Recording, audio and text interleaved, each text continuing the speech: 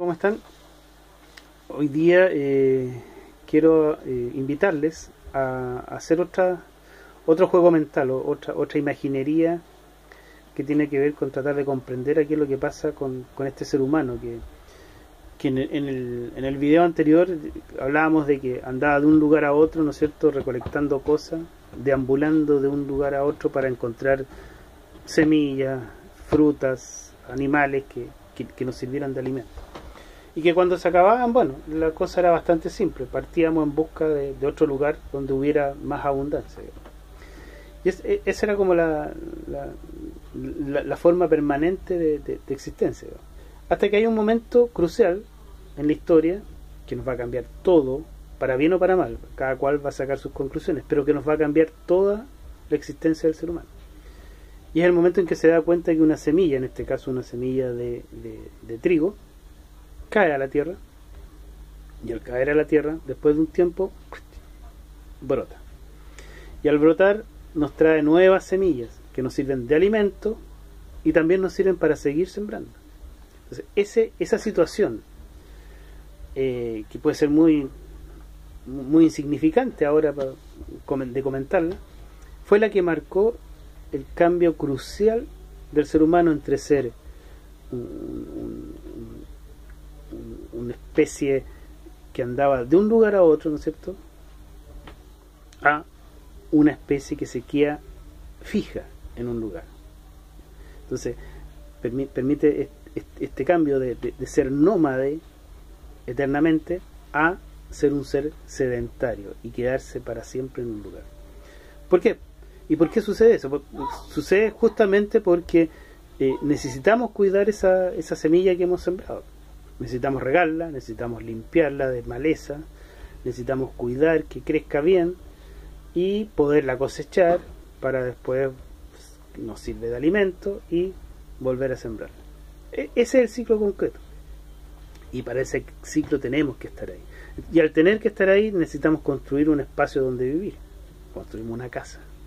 Y al estar ahí, a lo mejor nos va a dar, no solamente nos vamos a alimentar de trigo, necesitamos tener animales.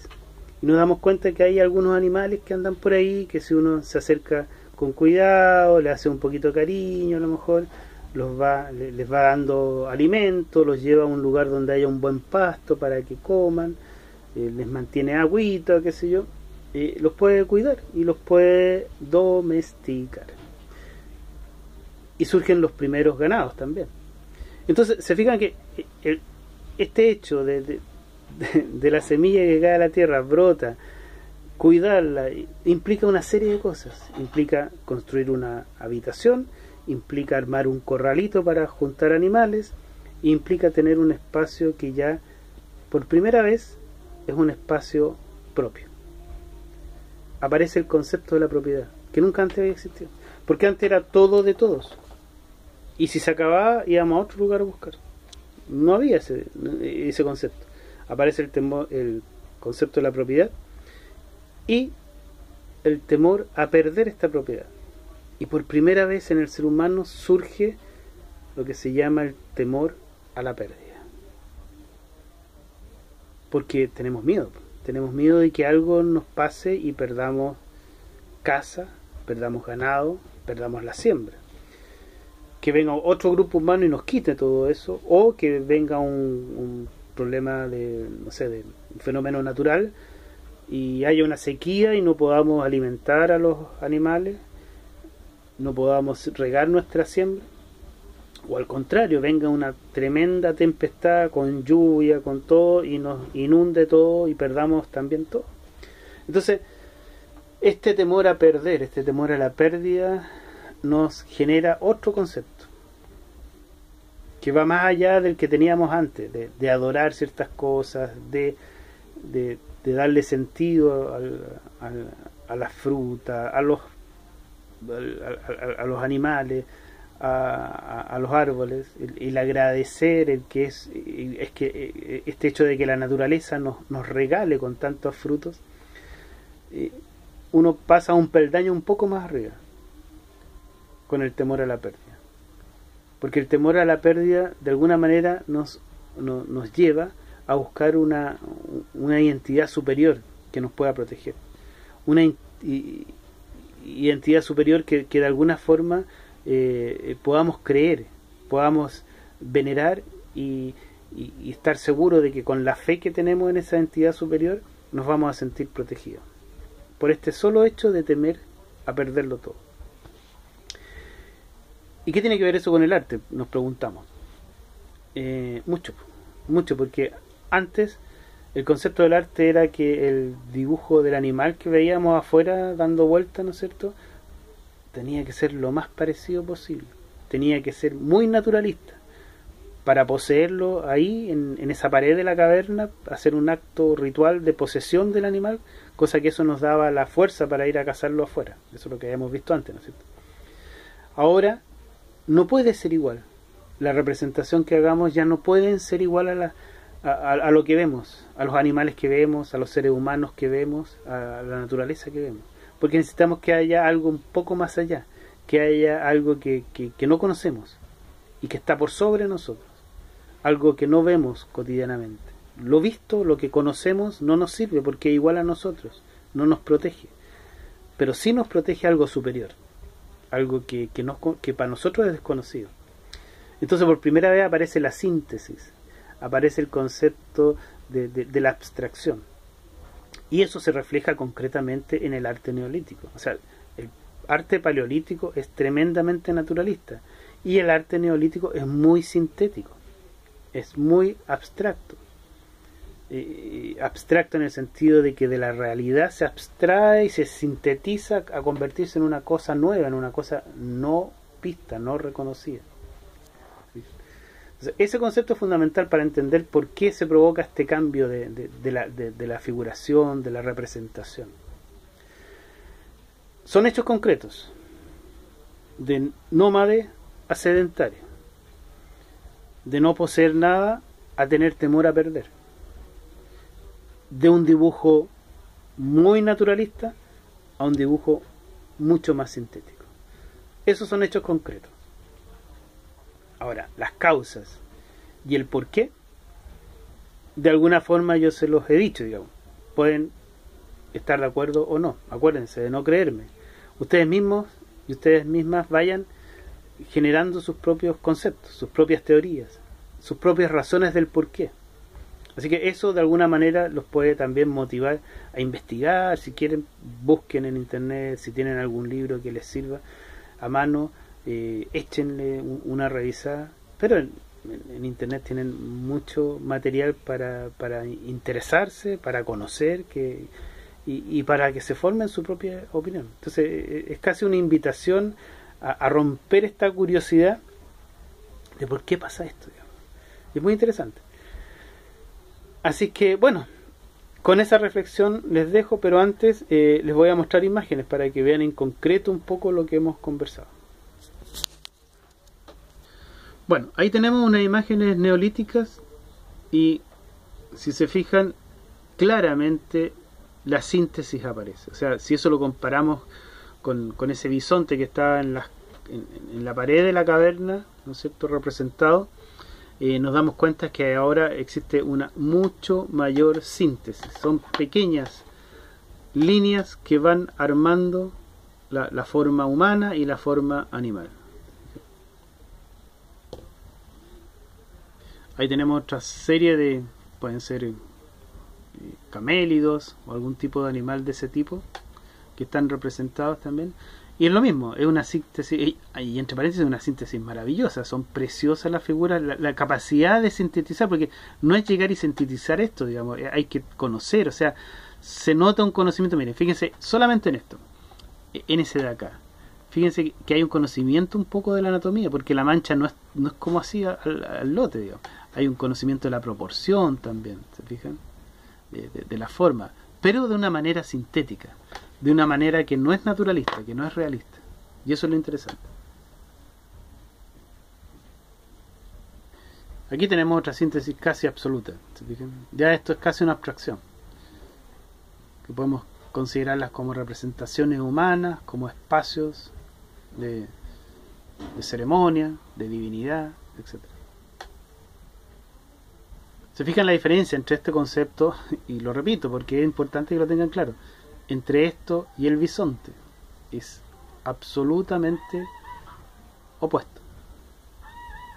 Pero ambos con su riqueza de gesto, de representación.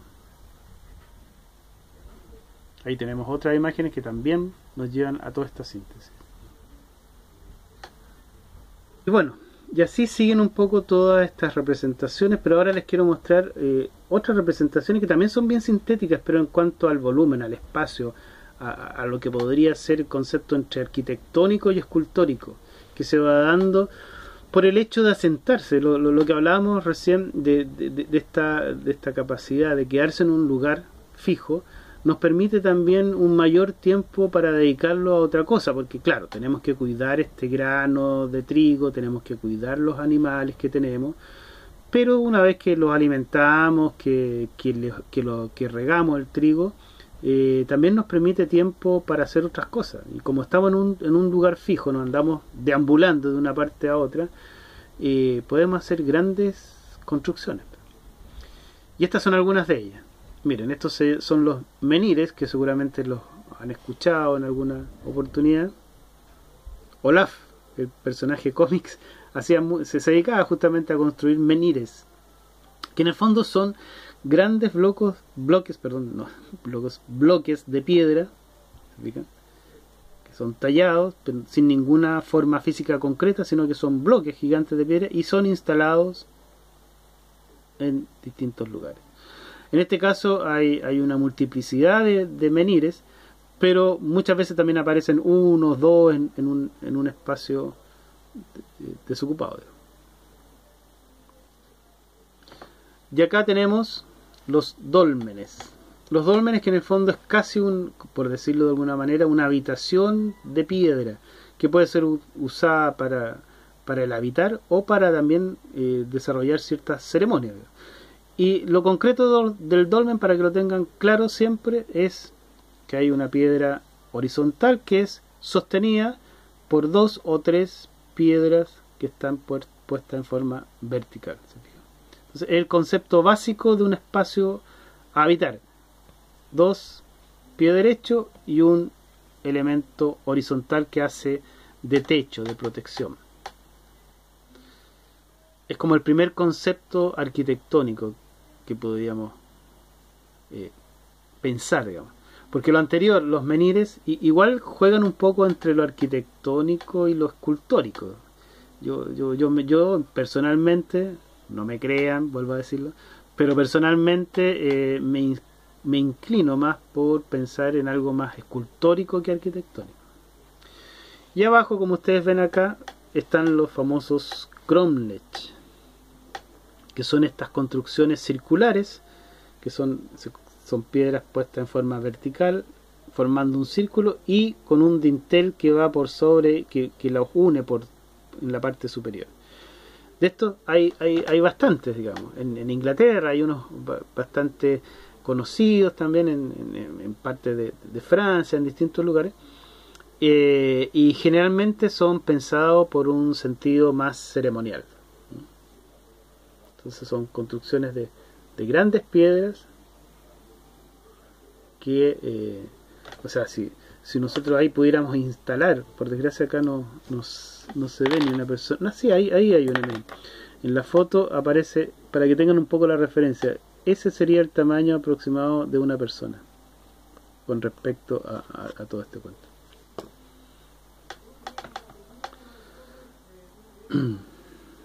Y finalmente les muestro estos que también es como poner varios menhires en línea, que se llaman los alineamientos, que de repente son bloques grandes de piedra colocados uno detrás de otro en grandes extensiones.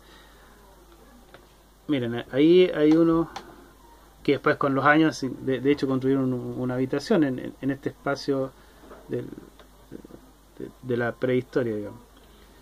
Pero son piedras instaladas una detrás de otra. Algunos en este caso son no tan grandes, son piedras pequeñas, pero en otros casos también están estos que son como ya volúmenes mucho más grandes. ¿se fijan? Y siempre esa es la característica, que están instalados formando grandes líneas en el espacio. ¿Cuál es el sentido de eso? Es muy desconocido. Realmente es muy desconocido. Pueden haber distintas teorías, desde teorías muy humanas hasta teorías casi extraterrestres, digamos. Pero bueno, de eso se trata la idea de ir formando algún tipo de opinión personal al respecto. Eso es por hoy. Es importante entonces que de alguna forma hagan esta reflexión. Es bastante fácil de comprender, no es algo muy complejo. Este paso del ser humano que anda de un lugar a otro, ¿no es cierto?, como un nómade. Todavía existen algunas culturas que son así. Hay algunos grupos gitanos, por ejemplo, que andan de un lugar a otro y recorren distintos espacios, no tienen un lugar fijo. Hay otras culturas que no son gitanas, por ejemplo en el norte de África, de repente en Arabia hay grupos que son todavía grupos que andan como nómades en caravanas de un lugar a otro en el desierto, qué sé yo. No se ha perdido totalmente esa cultura, pero digamos a nivel general, el concepto que uno tiene ahora, prácticamente toda la población que uno conoce en términos generales, salvo estos casos que hemos nombrado, son culturas que viven como sedentarismo, digamos, con su espacio de casa, ciudades, etcétera, etcétera. Entonces es buena esta reflexión, pues es buena esta reflexión. ¿Qué pasó con ese cambio de andar de un lugar a otro sin tener nada propio, a quedarse en un lugar fijo y tener propiedades, pero también tener sustos, tener miedos a perder esas propiedades? ¿Fue mejor? ¿Fue peor? ¿Tiene cosas buenas? ¿Tiene cosas malas? En fin, ustedes son las y los que tienen que ir generando su opinión al respecto. Ok, nos vemos.